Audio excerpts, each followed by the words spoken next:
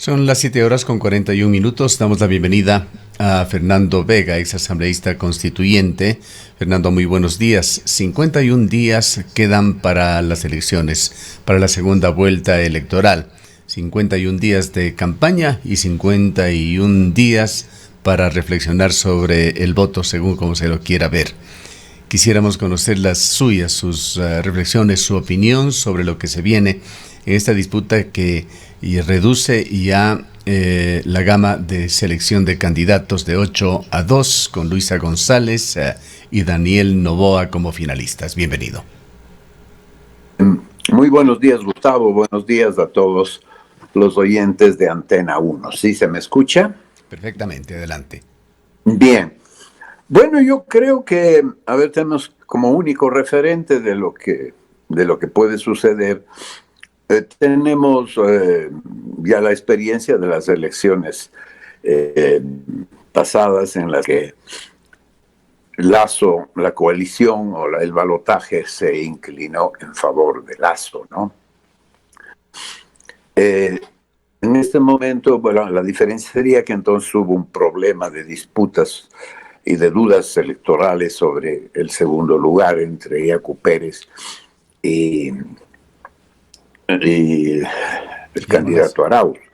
En esta ocasión parecería que las diferencias de votación han sido bastante claras y entonces estamos fuera de cualquier disputa. Son dos candidatos que han ganado pues con diferencias importantes sobre sus seguidores, ¿no? El candidato Noboa obtiene en esta ocasión 5 puntos más, me parece, o 6 puntos más que lo que obtuvo Lasso en la primera vuelta, de tal manera que al tener un 23%, tiene que conquistar un 20-21% de puntos para lograr superar a Luisa González, y Luisa González, que tiene más o menos el mismo volumen de votación que tuvo en la primera vuelta Arauz, pues tendrá que conseguir lo que le falta, ¿no? De todas maneras, encontramos que al final se da una polarización entre dos candidatos. El uno representa claramente, como siempre, a la Revolución Ciudadana, y el otro es una alternativa diferente, ¿no? A Noboa se le está ubicando un sitial de la centro derecha en el espectro político de las todavía ideologías económicas, sobre todo, ¿no? A mí me parece pues que en el caso de Luisa González sabemos que el voto duro del correísmo permanece, pero también el techo de crecimiento del correísmo tiene mayores límites, ¿no? El pronunciamiento del candidato por las zonas rurales que obtuvo una pequeña porción de los votos, era obvio que iba a volver a los rediles de la Revolución Ciudadana. Sin embargo, los demás candidatos o han dicho ya que se inclinarán por Noboa, o no han dado a conocer su criterio. Pero claro, a esas alturas, con tan poca base político-ideológica y de identidad partidaria en la crisis de los partidos que nos encontramos, evidentemente la votación no será endosable, esta vez menos que nunca, me parece a mí. Está claro que el anticorreísmo, que el disgusto por todo el pasado correísta, lacista también, ¿no? Se concentró en la candidatura de Villavicencio, por lo tanto ahí probablemente Noboa tendría una votación importante, ¿no? La conseguida por Zurita en las urnas. Por lo tanto, asistiremos a una reñida campaña por conquistar esos votos ese otro 30% que cada uno prácticamente necesita de una u otra manera. Y vamos a ver, ¿no? Ahora, ¿Qué es lo que se el posiciona? ingreso de Novoa a segunda vuelta fue sorpresivo. Cierto es que había incertidumbre, y eso lo dijimos de manera secuencial durante la semana previa a las elecciones. Eran de pronóstico reservado, pero Así es. había dudas sobre un ascenso más acelerado de la candidatura de Zurita.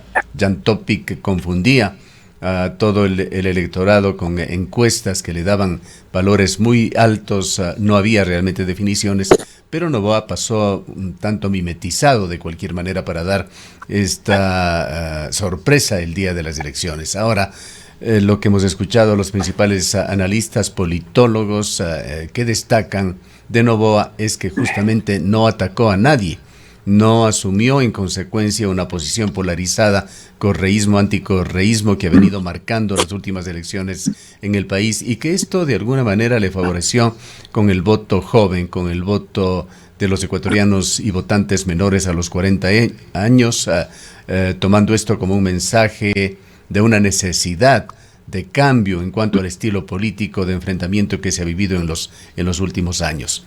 ¿Será esto lo que continuamos viendo en esta segunda vuelta electoral? Bueno, no va a haber necesariamente un giro al respecto. Si no es por Novoa, puede ser de parte de Luisa González. Tendría que haber un pacto de no agresión, es decir, podrían establecerse la campaña en exponer los objetivos, los medios y los fines a cumplir por parte de los dos candidatos, sin agredirse, sin atacarse, en todo caso señalar las posibles debilidades que podría tener cada uno de sus programas, ¿no? Sería lo humano, lo sensato, lo que debería ser una campaña, ¿no? Pero ya sabemos, el correísmo es agresivo y se van a meter con el origen de la extracción social del candidato Novoa, su pertenencia a un gran grupo empresarial, y ese va a ser el talón de Aquiles, digamos, al que creen que es el talón de Aquiles y pueden estar fraguando, generando alguna campaña. La Revolución Ciudadana, en cambio, en el caso de Novoa, sí, pues, tiene bastantes herramientas para responder y para contraatacar en caso de que la campaña se enturbie, ¿no? El debate va a ser fundamental. En este caso hemos visto en el primer debate, y aún un debate entre 7, el debate va a tener mucha expectativa esta vez, y ahí sí se va a ver quién lo hace mejor. Es decir, no quién gana, sino quién hace una performance mucho más asentada. Obviamente, Luisa González va a tener que ir mucho más allá de que ya lo hicimos con Correa, ¿no es cierto? Entonces, que frase, leitmotiv que se dedicó a repetir hasta la saciedad, ¿no es cierto?, durante el primer debate. Habrá que ver, evidentemente, creo que en ese tema más preparación necesita Luisa que Daniel Novoa. Daniel Novoa se le ve un tipo con recursos, ¿no?, para enfrentar el debate con serenidad, exponer ideas, cuestionar también, en caso de ser atacado, ¿no? Ahora, Entonces a mí me parece otro que de los vamos aspectos, esto a entrando tener en un resultado sí, parecido al del 2000, a las de las elecciones anteriores. Probablemente el anticorreísmo y las personas jóvenes, como usted ha señalado, que marcan una fuerte tendencia en esta vez, pueden apoyar más a Novoa que a la Revolución Ciudadana, que ya es un movimiento que representa el pasado, la añoranza y el deseo de volver a un pasado que es imposible hacerlo. El tiempo no vuelve atrás. quizá otra de las conclusiones que se van sacando de tantos análisis que se han arrojado en esta semana es que hay un voto duro correísta y un voto duro anticorreísta de aproximadamente un tercio, y que queda otro tercio del electorado aproximadamente con ese voto sensible, voto maleable, voto que podría darse por uno u otro candidato dependiendo de la campaña electoral. En ese otro tercio estaría fundamentalmente el electorado joven y también aquel electorado menos interesado en forma cotidiana en la política. Será en todo caso una campaña por cada candidato para tratar de captar esos votos que no son parte del voto duro ni correísta ni anticorreísta. Ese es el campo de cosecha que está disponible, ¿no? El resto ya está definido, Por eso yo decía que cada uno tiene que luchar por conseguir un 30% más en su favor, ¿no? Eso es más difícil para el correísmo, es probablemente más fácil para además, David no está apoyado tiene una estructura cercana, familiar, es un hombre con dinero también, ¿no? Y claro, en la medida en que, por ejemplo, Lula no se desmarque de su padrino Correa, ¿no es cierto? Pues no se desmarque, y más allá de desmarcarse significativamente, ¿no? Volver a decir que va a ser el asesor de su gobierno es Correa, que ella va a ser un títere prácticamente de Correa, no le va a funcionar para nada para enamorar a esos votos que tiene que conseguir, ¿no? Decir que antes estábamos mejor y que ahora estamos peor, pues tampoco es suficiente para apagar votos. Más allá de eso, me parece que Luisa se va a desbordar, sí, en una serie de ofertas, muchas ofertas, es decir, probablemente un programa que es irrealizable en el año y medio.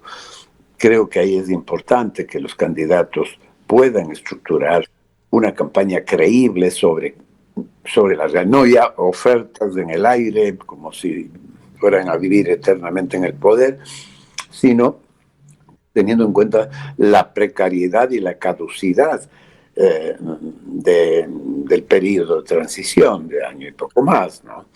La mejor manera de hacer campaña, me parece que para el 2025 será el ejercicio. Sí, y que es un enorme reto para cualquiera que gane las elecciones. El ejercicio económico, los retos económicos, de seguridad y de producción y empleo van a ser fundamentales en las condiciones económicas y climáticas que van a tener que enfrentar los ecuatorianos por lo menos, que van a ocupar gran parte de ese año y medio de la... Bien, pasemos al otro gran tema que se trató en esta elección del 20 de agosto, el de las consultas populares, que claramente favorecieron el sí en el caso del Yasuní, y la decisión de los habitantes del Cantón Quito de prohibir la minería en zonas críticas que son parte también de los humedales del suplemento de agua para la capital de la República. La consulta popular dio esos resultados, pero hubo exabruptos del gobierno por parte de Fernando Santos, el ministro de Energía, que puso incluso en duda la validez de los resultados que se habían tenido, aludiendo al resultado en la provincia de Orellana, sede en la cual se encuentra este bloque 43. Orellana votó por el no. Y también Pablo Arosemena, quien continuó con sus advertencias de que vendrán posiblemente medidas duras contra los ecuatorianos para de alguna manera manejar ese déficit que, insiste, sería del orden de más de $1,000 millones anuales. La Secretaría de Comunicación de la Presidencia, quizá con mayor pragmatismo sobre lo que significa y sobre los alcances legales de una consulta popular, finalmente emitió un comunicado desvirtuando estas declaraciones y señalando que se respetará.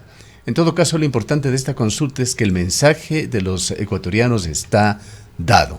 Queda por verse la parte de cómo operativizará ya en la práctica el gobierno los resultados de estas consultas.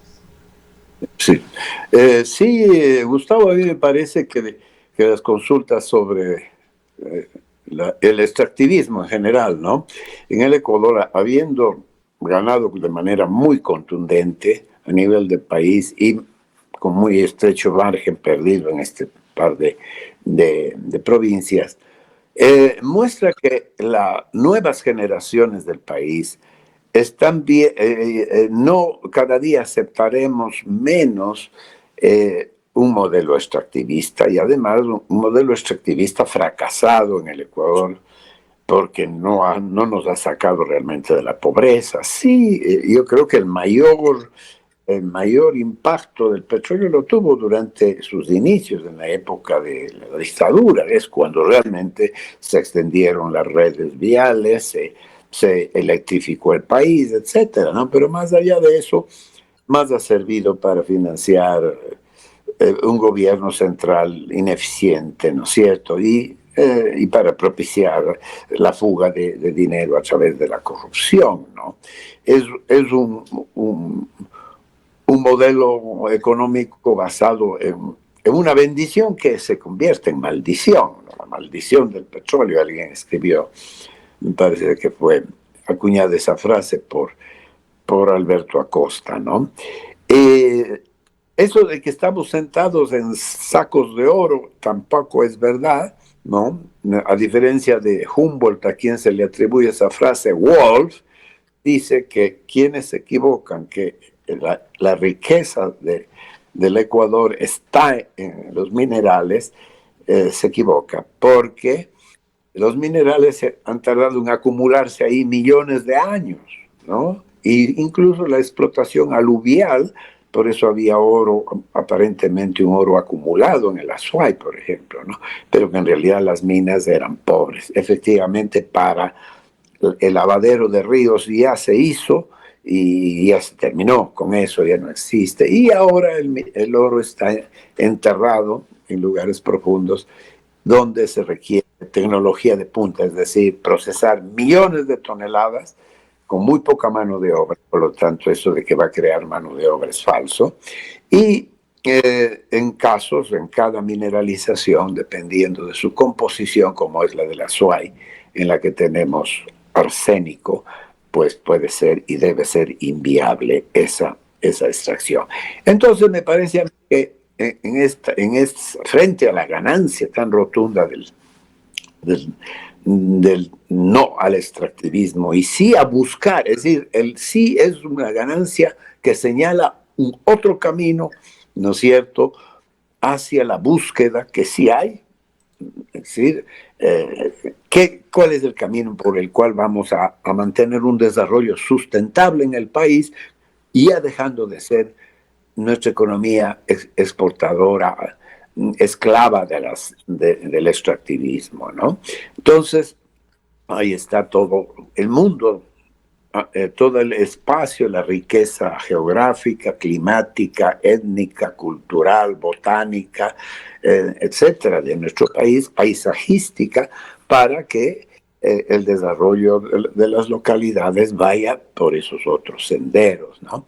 Habrá que actuar de manera también moderada porque necesitamos energía eléctrica, necesitamos obviamente algún tipo de minería, necesitamos, no podemos irnos a los extremos, pero habrá que extirpar también la corrupción ideológica y la corrupción económica de todo el proyecto extractivista. Es decir, no se puede querer poner a las comunidades de manera centralista saltándose los principios y exigencias de la Constitución y las leyes y simplemente por un voluntarismo. Yo creo que tiene que darse cuenta el señor Noboa o quien vaya a ganar que las comunidades están y van a continuar en resistencia. Por lo tanto, mientras existe el conflicto entre proyecto minero y resistencia comunitaria, vamos a seguir generando una estabilidad en el país que se va a reflejar en el riesgo país, en la inestabilidad e inseguridad jurídica, etcétera, ¿no? Entonces, por eso, ese es un camino de pleitos, ¿no?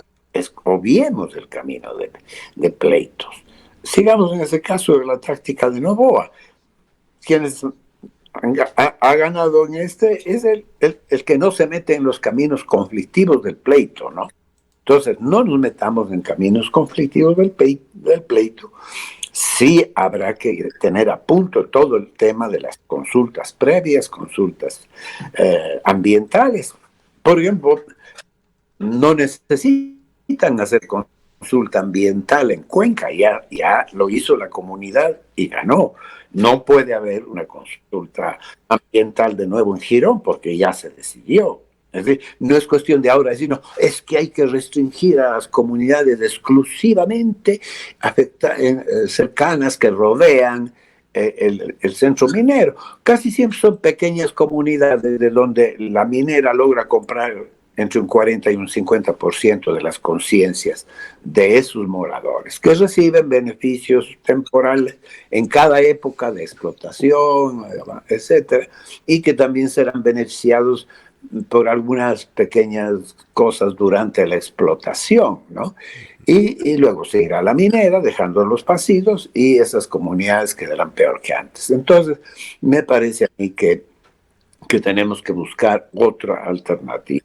Con Carlos Castro presentamos ya al borrador, ojalá se retuviera, se reactivara ese borrador sobre una ordenanza para apoyar a las comunidades de altura, de páramo o de pie de monte, ¿no es cierto?, que son las que han vivido abandonadas desde siempre y que por eso mismo son presa fácil de la compra de los proyectos mineros. Justamente relacionado de alguna manera con esto, Fernando, y para concluir este diálogo, quisiera una breve referencia a estos 100 días que han cumplido también los gobiernos locales, prefecto en el caso de la SUAY y alcaldes, en el caso de los alcaldes, con una preeminencia de la alcaldía de Cuenca, que por su tamaño y por ser nuestra ciudad tiene también una gran importancia.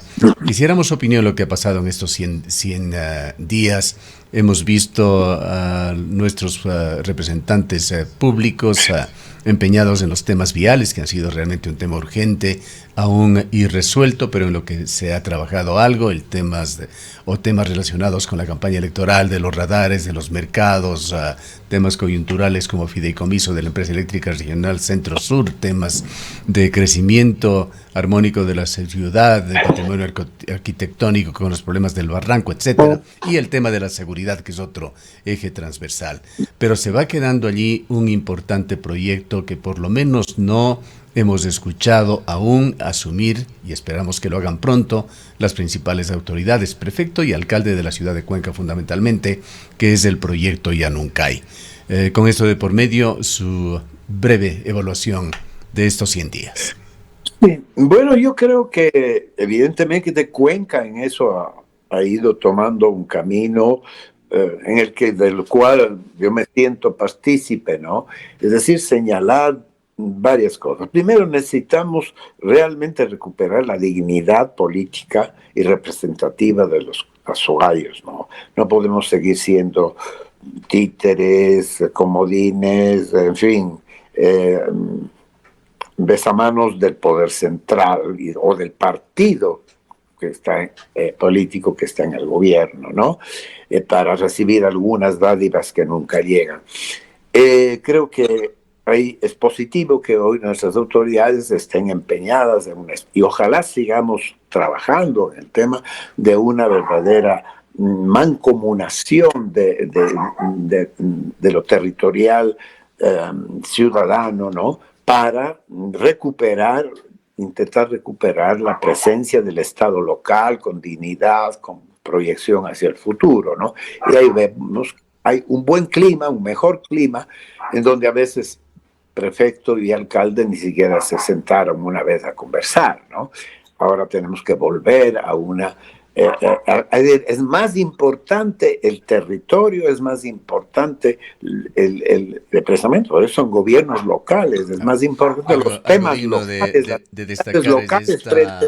esta racionalidad política que han mostrado alcalde y prefecto de diferentes tiendas y posiciones políticas, a la que se han sumado también los candidatos hoy ya elegidos por el pueblo, los asambleístas de la provincia de la Suay, que hacen pactos para trabajar por agendas conjuntas. Exacto. Eso me parece que por fin empezamos a recuperar la sensatez ahí, ¿no? Primera cosa. Segunda cosa, me parece que asimismo deben ya generarse acuerdos para el manejo de ciertas competencias, es decir, cómo fortalecer nuestras competencias exclusivas, ¿no? Potenciarlas mancomunadamente y asimismo mancomunadamente ir exigiendo y demandando con presión, pero aquí está nuestra propuesta, ¿no? Para ir asumiendo competencias con recursos sobre otros temas. Y con ¿no? objetivos claros. Claro, así es.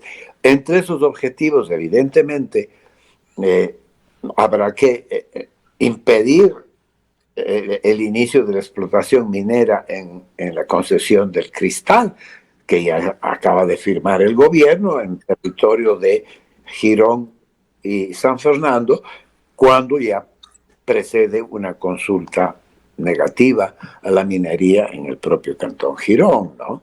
Entonces, me parece a mí que eso también requiere de valentía. Es decir, no decir, yo soy dueño de estas pinches competencias y no me meto en nada más. Tenemos que pensar que de manera holística el mal de un sector, de un espacio de nuestra provincia nos afecta a todos, ¿verdad? Un poco como decíamos de las jorgas de Huambras, aquí o todos o ninguno, ¿cierto? Es decir, esa cohesión, esa identidad local, ese amor por la tierra, y la voluntad política de ejercerlo, no con bonitos discursos, sino con hechos, ¿no? Me parece que eso es lo que hay que hacer. Y ya pues, ir mostrando que eso sí va a comenzar a ser eficiente, es decir, empezamos a ver los resultados de esas oposiciones coherentes y comunes o de las responsabilidades que los gobiernos locales van asumiendo para servir a su tierra y a su población, ¿no? En todos los temas, tema de conservación de los recursos hídricos de nuestros páramos, conservación de páramos, pero como decíamos, de manera racional. Por ejemplo, en el tema de la hidroeléctrica de Llanuncay, que nunca Viacu Pérez, compañía, de los compañeros que se oponían ahí en el biocorredor del Llanuncay, sin querer razonar, tenemos que elegir una matriz energética. Si vamos a un cambio de la matriz energética, dejar el carbono, pues tenemos que aprovechar un recurso no renovable que es el renovable, limpio, que es el agua, pues sí, ese es el tronco matricial de la energía del Ecuador. A Dios gracias, tenemos agua, pero no vamos a tener esa agua en el futuro si es que no manejamos adecuadamente los páramos, no manejamos inteligentemente el uso y la producción de energía y la distribución de esa energía. Y querer que también, así como el petróleo ha sido la bolsa donde ha metido la mano el centralismo, seguir propiciando y ahondando el centralismo en las hidroeléctricas, en la producción y distribución y comercialización, me parece que es terrible. Es decir, es el sentido contrario al que la eficiencia y la justicia recomienda, que lo que cada región produce realmente sea controlada en primer lugar por su gente y los beneficios de aquello, digamos, los primeros en percibirlo sea precisamente esa gente. Así vamos asegurando que cada provincia vaya saliendo por sí misma, ¿no? Y tendremos, por lo tanto, que un Estado se va fortaleciendo desde las bases y desde las provincias, desde las regiones, y eso es mucho más fácil de gobernar económicamente que no un Estado mendigo en el que cada parroquia, cada alcaldía, cada prefecto provincial tiene que andar mendigando unos recursos del Estado central que no sabemos por dónde se va la plata y en dónde mismo gasta, ¿no? Bien. Queremos agradecerle por sus reflexiones, análisis a Fernando Vega. Fernando fue asambleísta constituyente y, por supuesto, un activista que viene luchando por diversas causas, entre ellas la defensa del agua en la provincia de La Suay. Gracias, Fernando, y un buen fin de semana. A ti, Gustavo, un buen fin de semana y a todos los oyentes. Chao. Son las